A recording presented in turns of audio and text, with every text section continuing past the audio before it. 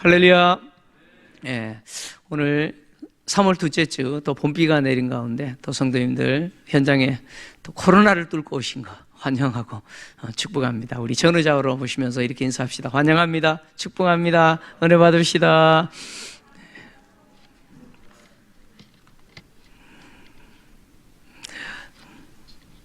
예, 바울은 지금까지 데살로니가 교회 공동체를 향해서 항상 기뻐해라, 쉬지 말고 기도해라, 범사에 감사해라, 이것이 그리스도 예수 안에서 너희를 향하신 하나님의 뜻이다라고 권면했죠. 데살로니가 교회 공동체가 항상 기뻐하는 공동체, 쉬지 않고 기도하는 공동체, 범사에 감사하는 공동체가 되는 것은 물론 교회 공동체도 노력해야 되지만 사실 성령이 하시는 사역이죠. 그래서 성령의 열매로 기쁨을 주시고 또 교회 공동체와 성도들의 삶에 하나님의 뜻이 이루어지도록 성령이 기도하시고, 그리고 우리의 기도를 하나님의 뜻이 이루어지는 기도가 되게 성령이 일하시죠. 그리고 우리의 삶에서 하나님의 뜻이 이루어지는 것을 통해서 하나님의 돌보심의 은혜로 범사에 감사하도록 성령이 그 사역을 하시는 겁니다. 그래서 오늘 바울이 성령을 언급을 합니다. 오늘 바울은 성령을 소멸하지 말며 이렇게 본문을 시작하는데, 바울이 성령을 소멸하지 말라라고 이렇게 명령하는 것은 이것은 데살로니가 교회 공동체가 지금 우리의 모습처럼 이렇게 모여서 공적으로 예배 드릴 때 성령이 행하시는 사역 가운데 예언하는 사역이 있습니다. 예언을 통해서 하나님의 계시를 통해서 하나님의 뜻이 무엇인지 드러내는 사역을 성령이 하시는데, 그 성령의 사역을 소멸하지 말라라고 바울이 지금 말하고 있는 것입니다. 초대교회 예배 안에 중요한 요소가 바로 예언이었습니다. 이 예언의 요소가 있었는데, 그러나 오늘날 우리의 예배는 예언의 요소는 없습니다. 이 예언은 바로 이 강단에서 전해지는 하나님의 말씀, 설교를 통해서 대체되고 있습니다. 그러나 초대교회 때는 예배 시에 예언이 있었습니다. 특히 바울은 예언하는 자였죠. 바울도 예언하는 예언자였습니다. 그래서 고린도전서 14장 6절을 보면 바울이 고린도 교회를 향해서 이렇게 기록했습니다. 그런즉 형제들아, 내가 너희에게 나아가서 방언으로 말하고 계시나 지식이나 예언이나 가르치는 것으로 말하지 아니하면 너희에게 무엇이 유익하리요? 이렇게 기록했습니다. 그러니까 지금 은사를 이야기하면서 바울이 고린도 교회에 가서 방언으로 말하게 되면 그 방언은 못 알아듣잖아요. 그럼 유익이 없다는 거예요. 그래서 바울은 방언으로 말하지 않고 바로 계시나 지식이나 예언이나 가르치는 것으로 너희에게 사역을 해야 너희에게 유익이 있다라고 말하고 있는 것이거든요. 여기서 계시, 예언은 바로 바울이 하는 사역입니다. 바울은 하나님의 뜻을 계시할 때 예언이라고 하는 도구를 통해서 계시를 했습니다. 그래서 예언은 하나님의 뜻이 무엇인지 성령의 감동을 받은 예언자들이 예언을 하는 것을 통해서 공적인 예배 시에 선포가 되는 것이죠. 그래서 초대 교회에는 이 예언이 있었는데, 고린도전서 12장 26절을 보면 고린도 교회가 모여서 예배 드릴 때 이런 것들이 있다라고 이야기합니다. 우리 한번 같이 읽겠습니다. 시작. 그런즉 형제들아, 어찌할까? 너희가 모일 때에 각각 찬송시도 있으며 가르치는 말씀도 있으며 계시도 있으며 방언도 있으며 통령함도 있나니 모든 것을 덕을 세우기 위하여 하라. 아멘. 고린도 교회가 모여서 하나님께 예배 드릴 때 찬송시도 있어요. 그러니까 우리가 하나님을 찬양하는 찬양도 있고요, 가르치는 말씀도 있고요, 또 계시도 있습니다. 이 계시가 바로 예언을 통해서 하나님의 뜻이 전달되는 것이죠. 가려져 있던 하나님의 뜻이 교회 공동체를 향한, 성도를 향한 하나님의 그 뜻이 계시를 통해서 예언이라고 하는 도구를 통해서 선포되어지는 것이죠. 그리고 방언도 있고 방언 통역함도 있다, 이렇게 이야기합니다. 그러니까 초대 교회는 이 예배 드릴 때 이 예언이라고 하는 것이 있었어요. 그래서 데살로니가 교회 공동체가 모여서 이렇게 주의 날에 예배 드릴 때 성령의 감동을 받은 사람이 성령이 말씀하십니다, 그리고 예언을 하는 거예요. 예언을 하는 거예요. 그래서 그 공동체를 향해서 하나님의 뜻이 선포되어지는데, 그렇게 선포되어질 때 성령을 소멸하지 말라, 바울은 이렇게 이야기합니다. 이 소멸하다라고 하는 말은 끄다, 그런 이야기입니다.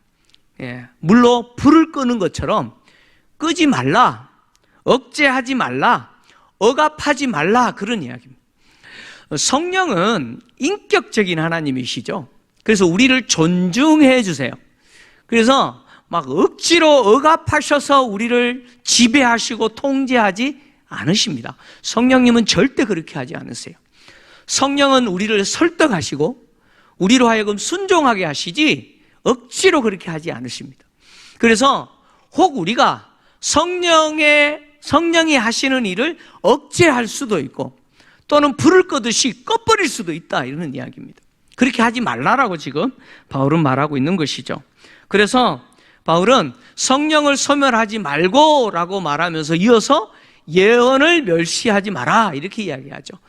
공적인 예배에서 성령이 예언을 통해서 말씀을 계시할 때 그 예언에 대해서 멸시하지 마라. 이 멸시하다라고 하는 이 단어는 무슨 뜻이냐면 경멸하다, 업신여기다, 그런 뜻입니다. 그러니까 성령의 감동을 받은 예언자들이, 그가 누군지는 모르나 예언자가 성령이 말씀하십니다 라고 그 공동체를 향해서 뭔가 선포할 때 그 예언에 대해서 경멸하거나 업신여기지 마라, 즉 그런 태도로 거부하지 마라, 지금 바울이 그렇게 말하고 있는 것이죠. 초대 교회는 예배 시에 성령이 감동하셔서 이렇게 하나님의 뜻을 예언하는 예언자들이 있었습니다. 물론 바울도 예언자죠. 사도들이 예언자일 수도 있고 또 선지자들이 예언자일 수도 있습니다. 또 다른 하나님의 감동, 성령의 감동을 받은 사람이 예언자가 되어서 이렇게 예언을 했는데, 이런 예언은 오늘날에는 있지 않습니다.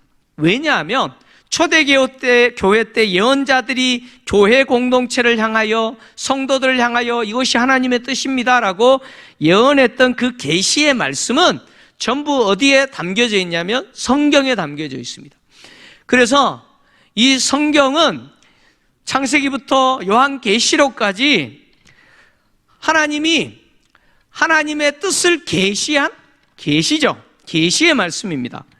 그래서 초대교회 때 예언자들이 계시했던 내용들이 여기 다 담겨져 있어요. 그래서 더 이상 계시가 없습니다. 즉 계시가 종결되었다, 그런 이야기입니다. 계시는 이 성경 말씀으로 마무리됐다, 그런 이야기예요. 종결됐다는 겁니다. 그래서 오늘날 교회 예배 시에 갑자기 누가 성령이 말씀하십니다 그러면서 예언 안 하잖아요. 그죠?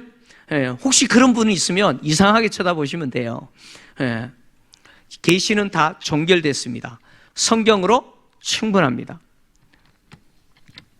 그래서 오늘날 이 예언의 기능은 강단을 통해서 종결된 계시인 성경을 전하는 것을 통해서, 말씀을 통해서 그 역할을 하죠. 그래서 하나님의 뜻이 무엇이냐, 교회 공동체를 향한 하나님의 뜻, 성도 개개인을 향한 하나님의 뜻이 무엇이냐, 어디 보면 돼요? 바로 성경을 보면 다 있습니다. 그래서 성경을 통해서 하나님이 무엇을 원하시는지 하나님의 뜻을 우리는 알 수가 있는 것이죠. 그러나 초대교회 때는 아직까지 이 계시가 종결되지 않았기 때문에 교회 공동체를 향한 하나님의 뜻이 정확하게 뭔지 잘 몰랐어요. 성도들이 어떻게 살아야 되는지 계시가 종결되지 않았기 때문에 예배 시간에 갑자기 성령이 감동하는 사람이 일어나서 성령이 이렇게 말씀하십니다 그러면서 예언하는 자들이 있었다는 것이죠. 초대교회 때는 그랬다는 것입니다. 근데 이렇게 예언하는 자들이 누구냐, 바울은 누군지는 말하지 않습니다. 그러나 이렇게 예언하는 자들이 예언할 때 그 예언에 대해서 업신여기거나 경멸하는 태도를 가지고 거부하지 마라. 바울은 이렇게 이야기했는데, 이렇게 이야기한 이유가 뭐겠습니까?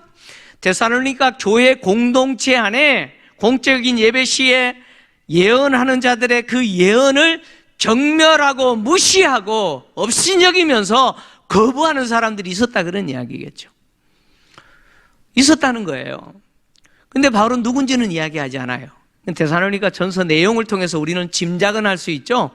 바로 교회 앞 안에 세워진 리더들이 리더대의 역할을 할 때 그것을 거부하고 반항하면서 게으른 자들이 있죠.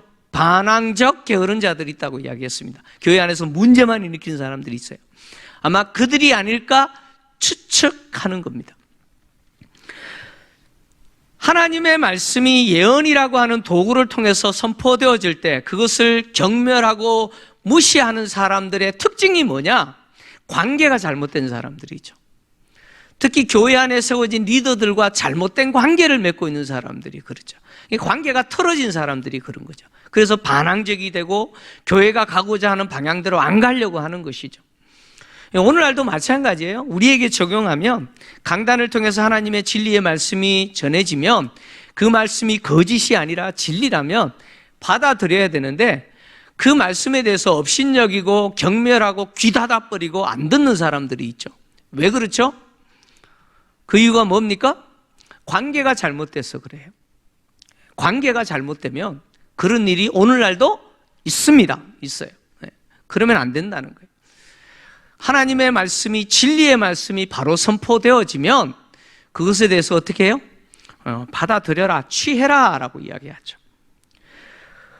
자, 초대 교회에 이렇게 예언이 선포되어질 때 그 예언이 하나님의 뜻이 정확하다면 그것을 받아들이고 인정해야 되는데, 그래서 바울은 예언이 선포될 때 그 예언을 경멸하거나 업신여기지 말고 받아들이는데 예언을 듣는 자가 가져야 될 두 가지 태도를 이야기합니다. 그러니까 예언이 선포될 때 그 선포된 예언에 대해서 성도들이 어떤 태도를 가져야 되느냐? 두 가지 태도를 가져야 되는데 첫 번째 태도는 뭐냐? 범사에 헤아려서 좋은 것은 취하라 라는 태도입니다. 그 다음에 두 번째 태도는 뭐냐? 악은 어떤 모양이라도 버려라 라는 태도입니다. 이게 무슨 이야기냐면, 자, 첫 번째 가져야 될 태도가 범사에 헤아려 좋은 것은 취하라, 그렇게 바울이 권면했습니다. 이 범사에 헤아려 좋은 것은 취하라는 것은 예언에 대해서 그렇게 하라는 겁니다. 그러니까 예언에 대해서 그 예언이 옳은 예언인지 아니면 거짓된 것인지 어떻게 하라는 거예요? 헤아려라, 분별해라. 그래서 분별해서 옳은 것은 어떻게 하라고요? 취해라. 지금 그런 이야기죠. 범사에 헤아려라 라고 하는 말은 옳고 그름을 분별해라, 그런 뜻입니다. 옳고 그른 것을 분별하라 라는 말은 당시의 예언 가운데 잘못된 것들도 있다, 그런 이야기죠. 예언하는 자들이 정확하게 하나님의 뜻만 예언하면 얼마나 좋겠습니까? 그런데 당시에 그렇지 않은 경우들도 있었다는 것이죠. 잘못된 예언들도 있었다는 것이죠. 예언의 목적은 교회의 덕을 세우는 겁니다. 강단에서 하나님의 말씀이 선포되어지는 이것도 목적은 교회의 덕을 세우는 것이죠. 고린도전서 12장 3절에서 5절을 보면 바울이 이렇게 기록하고 있습니다. 같이 읽겠습니다. 시작. 그러나 예언하는 자는 사람에게 말하여 덕을 세우며 권면하며 위로하는 것이요, 방언을 말하는 자는 자기의 덕을 세우고 예언하는 자는 교회의 덕을 세우나니 나는 너희가 다 방언 말하기를 원하나 특별히 예언하기를 원하노라. 만일 방언을 말하는 자가 통역하여 교회의 덕을 세우지 아니하면 예언하는 자만 못하니라. 아멘. 지금 방언과 예언을 지금 이야기하면서 방언이라고 하는 것은 자기의 유익이죠. 자기에게 덕을 세우는 겁니다. 그러니까 예언은 교회의 덕을 세우는 것이죠. 그래서 방언하는 자가 방언 통역하는 자를 통해서 그 방언이 무엇인지 교회 앞에 이야기할 때 유익이 되는 것이지, 그렇지 않으면 무슨 말인지 못 알아듣기 때문에 유익이 안 된다는 거예요. 근데 예언은 성령이 우리 공동체를 향해서 이렇게 말씀하십니다 라고 말하기 때문에 무슨 내용인지 알아듣는다는 거예요. 그래서 교회가 그 내용을 통해서 유익을 얻을 수 있다는 거예요. 그래서 예언의 목적은 교회를 유익하게 하고 교회의 공동체의 덕을 세우는 것이어야 됩니다. 그래서 예언을 듣는 성도들은 그 예언이 진짜인지 아니면 거짓인지 분별해야 돼요. 분별해야 돼요. 그래서 바울이 고린도전서 14장 29절에 분별하라라고 명령한 것이죠. 같이 읽겠습니다. 시작. 예언하는 자는 둘이나 셋이나 말하고 다른 이들은 분별할 것이요, 이렇게 이야기했습니다. 예언은 한 사람이 하는 것이 아니고 성령에 감동받은 사람들이 한 사람, 두 사람, 세 사람 이렇게 예언한단 말이에요. 그러면 그 예언에 대해서 그게 진짜 성령이 하시는 말씀인지 아니면 거짓된 것인지 분별하라, 이렇게 이야기하죠. 분별하라. 그럼 누가 분별할까요?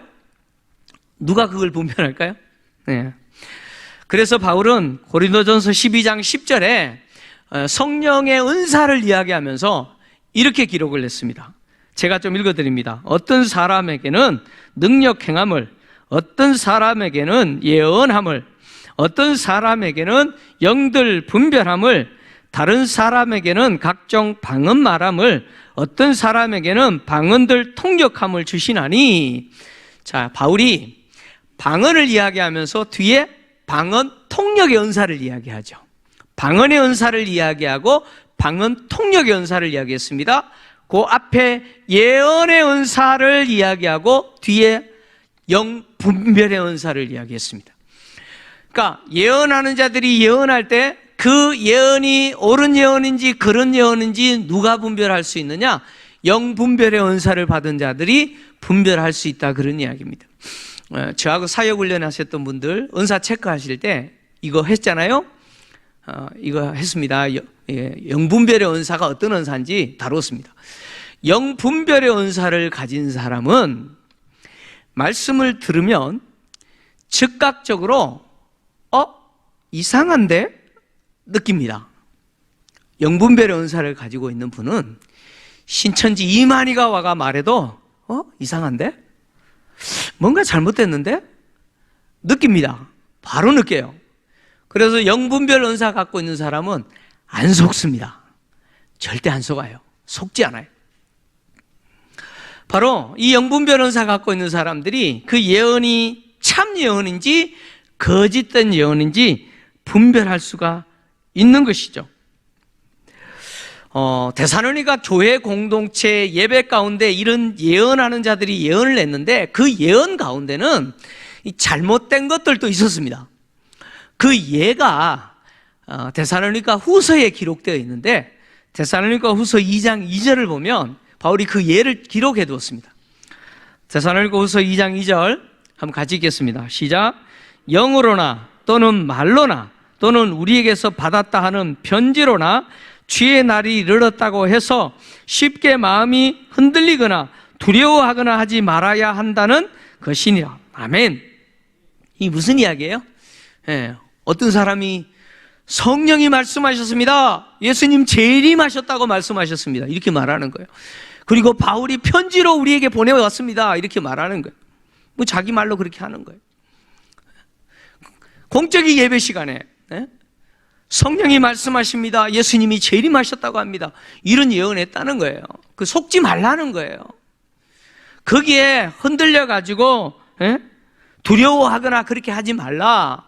그거 가짜다. 지금 바울이 그렇게 이야기하는 거예요. 뿐만 아니라 이 거짓 예언의 예가 고린도 교회에서도 있었는데 고린도 전서에 기록되어 있습니다.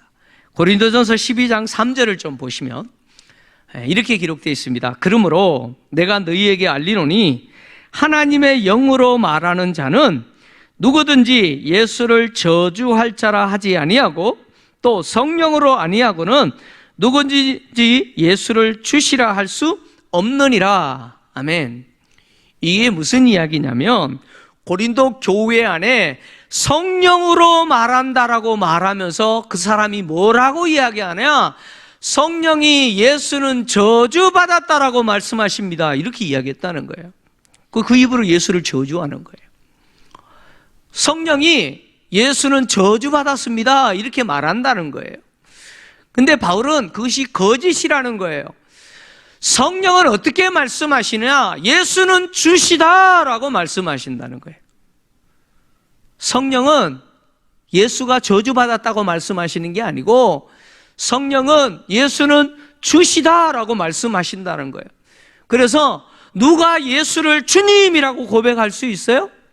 그 속에 성령이 거하시는 사람만이 예수를 주님이라고 고백할 수가 있는 것이죠. 성령은 예수를 주님이라고 이야기한다는 거예요. 근데 거짓 예언자들은 바로 성령이 예수는 저주받았다고 말했다는 것이죠. 이런 거짓된 예언들이 공적인 예배 시간에 있었다는 것이죠. 그래서 초대 교회에서는 이렇게 거짓된 잘못된 예언을 통해서 교회 성도들을 유혹하거나 아니면 흔들거나 두렵게 만들거나 아니면 예수님의 인성이나 신성과 같은 오늘날 기독교에 있어서 굉장히 중요한 신앙의 본질들을 왜곡시키고 이런 경우들이 있었다는 것이죠.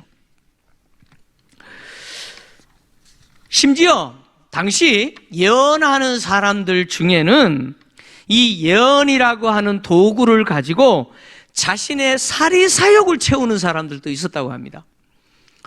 바울이 지금 활동하고 있는 이때에 교회 안에 많은 예언자들이 있었는데 이 예언자들 가운데 물론 하나님의 뜻을 계시로 정확하게 드러내는 사람도 있었지만 자신의 사리사욕을 채우는 예언자들도 있었다는 거예요. 그래서 1세기 중반에 기록된 기독교 최초의 문서인 디다케라고 하는 문서가 있습니다.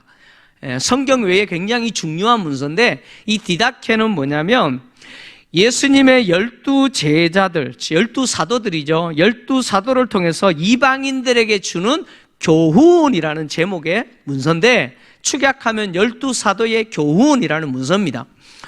이 문서가 이방인 그리스도인들이 어떻게 신앙생활을 해야 되는지 그 신앙에 대한 교훈을 담아놓은 책인데 문서인데 이 문서에 보면 자신의 사리사욕을 채우기 위해서 거짓 예언하는 그 예언자들에 대해서 주의하라라는 내용이 기록되어 있습니다. 그 내용을 제가 좀 읽어드릴게요. 식탁을 마련하라고 영으로 명하는 모든 예언자는 바로 그 식탁에서는 먹지 않습니다. 만일 먹는다면 그는 거짓 예언자입니다. 어느 누가 영으로 말한다면서 내게 돈이나 다른 어떤 것을 주시오 하거든 여러분은 그의 말을 듣지 말 것입니다. 바울이 활동하는 시대에 교회 안에 예언자들이 이렇게 예언하는 자들이 있었다는 것입니다. 아, 성령이 말씀하시는데 지금 나에게 밥을 차려주라고 말씀하십니다. 집사님, 밥 좀 차려주세요. 이렇게 한다는 거예요. 근데 진짜 예언자는 그렇게 예언 안 한다는 거예요. 가짜 예언자는 그렇게 예언해놓고는 그 밥상에 앉아서 자기 밥 먹는다는 거예요. 밥을 먹는다는 거예요. 그건 가짜라는 거예요. 그리고 또 이렇게 예언하는 자들이 있다는 거예요. 성령이 말씀하시는데 집사님의 그 집을 팔아서 나에게 주라고 말씀하십니다. 돈이나 다른 것을 나에게 주라고 성령이 말씀하십니다. 라고 말한다는 거예요. 그렇게 말하는 예언자들은 진짜다? 가짜다? 가짜다, 가짜다. 여러분 오늘날도 그런 분들이 있잖아요. 자칭 홀리하다라고 하는 분들이 성령이 말씀하셨습니다. 집사님 그거 팔아서 교회에 바치세요. 그러면 그냥 팔아가지고 바치는 분들이 있잖아요. 그죠? 그잖아요. 개인의 사리사욕을 이 예언이라고 하는 도구를 갖고 채우는 분들이 있다는 거예요. 그런 분들은 가짜라는 거예요. 속지 말라는 거예요. 바울이 활동했던 당시에 이런 일이 있었기 때문에 이 디다케 이것을 기록해 놓은 거예요. 그래서 바울은 뭐라고 이야기하느냐? 범사에 헤아려라 라고 이야기죠. 이 헤아려라 라는 말은 헬라어 도키마조라는 단어인데, 이 도키마조라는 단어는 어떤 뜻이냐면 비평적 관점을 갖고 시험하다, 검사하다, 그런 뜻입니다. 이 단어는 주로 어떤 의미에서 사용되냐면, 당시 로마가 화폐를 만들잖아요. 화폐를 만들면 그 화폐가 잘 만들어졌는지 마지막 검사하고 황제의 도장을 찍으면 그 금속 조각이 뭐가 됩니까? 돈이 되죠. 그 시험을 하다라고 할 때 바로 이 단어를 사용합니다. 그러니까 마치 그 예언의 말씀이 진짜인지 아닌지 어떻게 하라고요? 냉정하게 분별하라, 검사하라는 거죠. 이 시험하라, 범사에 헤아려, 시험해라, 이 말은 요한이 영분별해라 라는 말로 사용했습니다. 요한일서 4장 1절인데요 같은 내용입니다. 같이 읽겠습니다. 시작. 사랑하는 자들아, 영을 다 믿지 말고 오직 영들이 하나님께 속하였나 분별하라. 많은 거짓 선지자가 세상에 나왔습니다. 아멘. 많은 거짓 선지자들이 나와가지고 예언이라 그러면서 성령이 말씀하신다 그러면서 말하는데 가짜들이 많더라는 거예요. 그래서 분별하라는 거예요. 시험을 해보라는 거예요. 테스트 해보라는 거예요. 검사해보라는 거예요. 그래서 그렇게 검사해서 그 말씀이 진짜면 어떻게 하라고요? 받아들여라, 취해라. 취하라 말하면 순종해라, 그런 뜻이죠. 그러면 이 예언의 말씀이 진짜인지 가짜인지 어떻게 알 수 있어요? 영분별하는 은사 갖고 있는 분들은 야, 이상한데? 그런 느끼겠지만, 보통 성도들은 이거 어떻게 분별할 수 있어요? 분별해라 그랬잖아요. 그죠? 앞에서 이야기했던 것처럼 이 예언의 목적은 교회를 유익하게 하는 것이죠. 교회의 덕이 되어야 됩니다. 그러니까 하나님의 말씀이라고 전해지는데 교회의 덕이 되지 않는 것은 아니다, 그런 이야기죠. 그거는 진짜가 아니라는 것입니다. 반드시 예언은 교회의 덕이 되어야 됩니다. 그 다음에 두 번째, 이 예언이 진짜인지 거짓인지 어떻게 아느냐? 사도들의 가르침과 일치해야 합니다. 여러분, 사도들이 가르칠 때 그 내용은 주님이 말씀하신 거예요. 예수님이 말씀하신 것을 사도들의 입을 통해서 전해지는 것이죠. 그래서 예언이 사도들이 가르친 그 내용과 일치하느냐, 그거 살펴보면 된다는 것이죠. 그래서 사도인 바울이 데살로니가 전서를 기록했지 않습니까? 이 전서를 기록하면서 이 예언을 시험해라 라고 말하면서 이제 27절에 가면 뭐라고 말하느냐, 이렇게 이야기합니다. 데살로니가 전서 5장 27절 한번 같이 읽을까요? 시작. 내가 주를 힘입어 너희를 명하노니 모든 형제에게 이 편지를 읽어주라. 아멘. 지금 바울이 데살로니가 전서를 모든 형제들에게 어떻게 하라고요? 다 읽어줘라. 이 내용이 무슨 내용인지 다 알게 해라, 이렇게 이야기합니다. 왜요? 공적인 예배 시에 예언이 선포되어질 때 그 예언이 진짜인지 거짓인지 어디에 기준을 두라는 거예요? 사도인 바울이 가르친 이 내용에 근거해서 판단하라는 거죠. 이 내용에서 벗어나는 것은 뭐라고요? 거짓이다. 바울은 그렇게 이야기하는 거예요. 강단에서 하나님의 말씀이 선포되어질 때 어떨 때는 웃기기도 하고 어떨 때는 눈물 빼게 하기도, 슬렀다 놨다 하죠. 그죠? 저는 그런 능력이 없어가지고, 성도들을 졸게 하는 능력이 있어가지고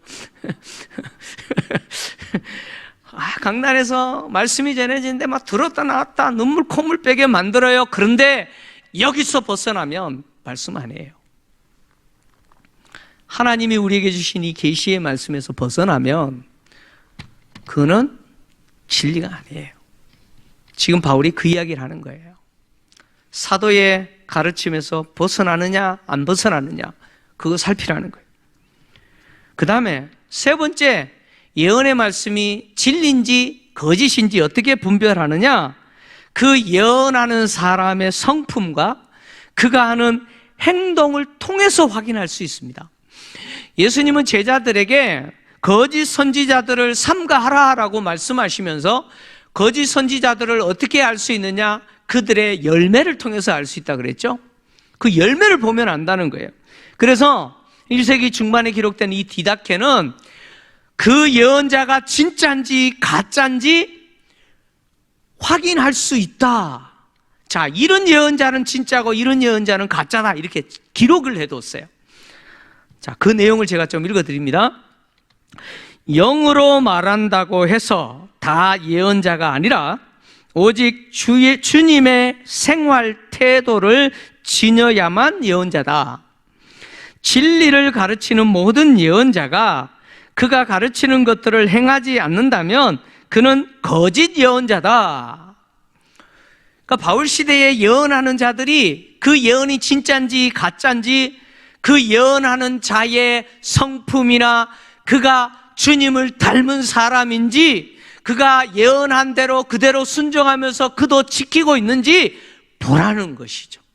그거 보면 그 사람이 진짜 예언자인지 거짓 예언자인지 확인할 수 있다는 것이죠. 그래서 범사에 그 예언이 진짜인지 아닌지를 시험해서 만약에 그 예언이 참이다, 진짜 하나님이 말씀하시는 예언이라면 어떻게 해야 돼요? 취해야 된다는 거예요. 반드시 순종해라는 거예요. 왜요?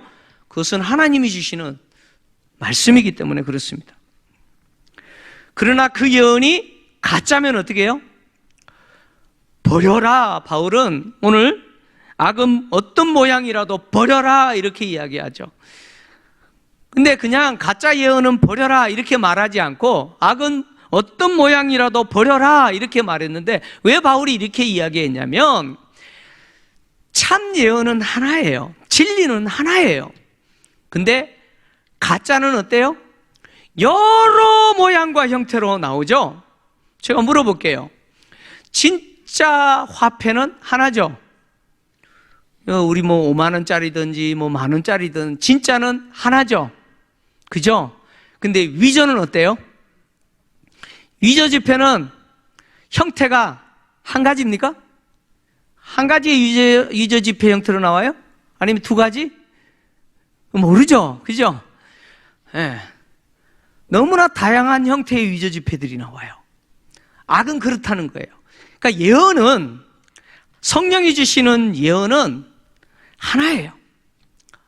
근데 거짓 예언은 그 참 진리된 예언을 이렇게 돌리고 이렇게 비꼬고 이렇게 살짝 바꾸고 해가지고 여러 모양, 여러 형태로 예언되어지는 거예요. 그러니까 사람들로 하여금 분간하지 못하도록 그렇게 하는 거예요. 헷갈리게 만드는 거예요. 그래서 범사에 헤아리라는 거예요. 그래서 그것이 거짓이라고 판명되면 어떻게 해요? 단호하게 버려야 된다는 거예요. 이 버리라라고 하는 동사는 바울이 앞에서 음란을 버리고라는 단어, 똑같은 단어예요. 그러니까 단호하게 버려야 된다는 거예요. 당시 거짓 예언자들이 여러 형태를 가지고 다양한 모양으로 예언이라는 도구로 성도들을 미혹했기 때문에 그렇습니다. 강단에서 선포되는 하나님의 말씀은요, 오직 진리 대신 예수 그리스도를 드러내고 모든 성도들로 하여금 그 주님을 통해서 누구를 보게 하느냐? 하나님을 보게 만들어요. 강단에서 선포되는 말씀은 누구를 드러낸다고요? 예수 그리스도를 통해서 하나님을 드러내요. 그래서 성도들로 하여금 하나님을 보게 만드는 것이 바로 하나님의 말씀의 목적이죠. 이 강단을 통해서 설교자가 자기를 드러내는 것은 올바른 말씀 선포가 아닙니다. 설교자는 하나님의 계시인 이 성경을 밝히 드러내어서 이 성경이 말하는 그 진의가 무엇인지 정확하게 성도들로 하여금 알게 하고 성도들로 하여금 하나님이 자신과 교회 공동체를 향하신 뜻이 무엇인지 정확하게 알고, 그리고 하나님의 백성이요 하나님의 자녀된 자기를 알고 자기와 공동체를 통해서 하나님의 뜻을 이루고 순종하도록 살게 하는 것이 강단을 통해서 선포되는 말씀의 목적입니다. 목적이에요. 아무리 재미있는 말씀이 선포되어도 그것이 이 말씀에서 벗어나는 것은 말씀이 아니죠. 그것은 선동입니다. 여러분, 선동이에요. 여러분, 강단을 통해서 얼마나 많은 사람들이 선동합니까? 여러분, 선동을 당해가지고 광화문 나가잖아요. 여러분, 선동 당하지 마십시오. 강단을 통해서 하나님의 말씀이 선포되어야 돼요. 성도들이 그 말씀을 통해서 하나님을 볼 수 있어야 되고, 성도들이 그 말씀을 통해서 하나님의 자녀인 나를 보고 내가 어떻게 하나님의 자녀로 살아야 될지 하나님의 뜻을 보게 만들어야 되는 거예요. 그것이 하나님의 말씀이 강단을 통해서 선포되어지는 목적입니다.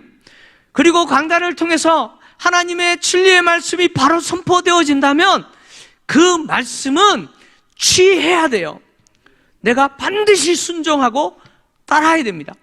그랬을 때 그 공동체와 그 공동체된 성도를 통해서 무엇이 이루어져요? 하나님의 뜻이 이루어지는 거예요. 그리고 그 공동체와 성도를 통해서 하나님이 세상 속에서 누구를 드러내세요? 하나님의 살아계심을 드러내시는 거죠. 우리 김포 제일교회 공동체가 이런 공동체 되기를 원합니다. 강단을 통해서 바른 하나님의 진리의 말씀이 선포되어져서 성경의 진리와 하나님의 뜻이 분별되어지고, 그리고 성도들이 순종하는 것을 통해서 하나님을 기쁘시게 하는 공동체, 하나님을 뜻을 행하는 공동체 되기를 주의 이름으로 축원합니다.